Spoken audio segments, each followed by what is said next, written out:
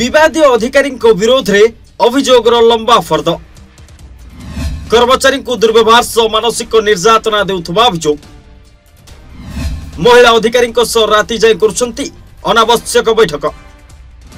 विद्यालय और गणशिक्षा विभाग मंत्री को चिठी लिखिले सहकारी निर्देशक गण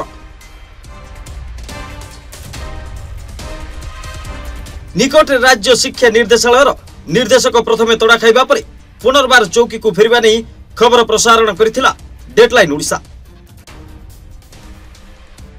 तड़ाखिया अधिकारी को मोहन सरकार किभली कोले नेउछंती ताहा मध्य तथ्य सह प्रसारण करथिलु आउ एबे उक्त विभाग डायरेक्टर को विरोध रे पुणी विषोद्गार करछंती खुद विभागीय अन्य अधिकारी थोड़ा ए चिठी उपरे टिके नजर पकातु राज्य विद्यालय और गणशिक्षा मंत्री को लिखा जाइथिबा ए चिठी रे दुर्व्यवहार मानसिक निर्यातना अपमानजनक भाषा प्रयोग भली संगीन अभियोग उल्लेख रही वास्तव में डीटीई एंड एसीसीईआरटी सहकारी निर्देशक माने मंत्री को विभाग निर्देशक विरोध में लंबा चिठी लिखि विभिन्न विषय को अवगत जांच करने को निवेदन करछंती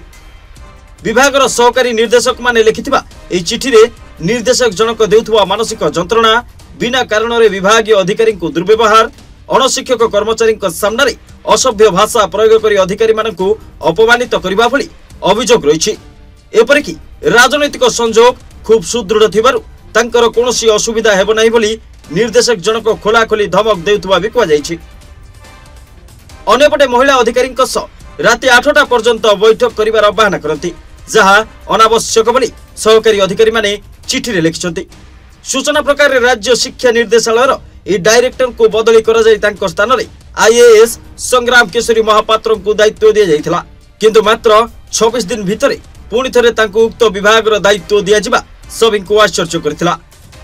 आ पुनर्बार फेरबा परे तांकर दृढ़ राजनीतिक लिंक थिबा स्पष्ट होइतिला जहाँ ए अधिकारी को प्रभावशाली करबा को सुजोग देबा सह एबे से आउ इंद्रचंद्र मानु नथुबा अभियोग करछंती विभागीय अन्य अधिकारी ए निर्देशक जनक एक एकाडेमिक एवं प्रशासनिक मुख्य भावे कार्य करिबा बदल रे एहार विपरीत दिगरे जाई अधिकारी मानकु यूओआई जारी करिबा तांकर एक अभ्यास रे परिणत हेलानी तेबे अभियोग प्रति दृष्टि देले एक सुस्थ परिवेश रे कार्य करिबा उच्च गुणवत्तार शिक्षा शिक्षक प्रशिक्षण दृष्टि ओडिशा को जातीय मानचित्र रे स्थानित करिबा को यथा संभव आमे कार्य करि परिबु बोली चिठी रे उल्लेख करिसंती विभाग रो अधिकांश अधिकारी यह अनुसंधान करी सठिक पदक्षेप नेबाकू अधिकारी माने अवगत कराइछंती पूर्वरु एही दुर्नीतिग्रस्त तड़ाखिया अधिकारी को फेराई अणाजिबाकू नै राज्य सरकार को ऊपर प्रश्न उठिथिला संप्रति विभागीय अधिकारी को एभली अभियोग पर राज्यर मोहन सरकार कोन पदक्षेप नेउछंती ता देखिबाकू बाकी रहिला।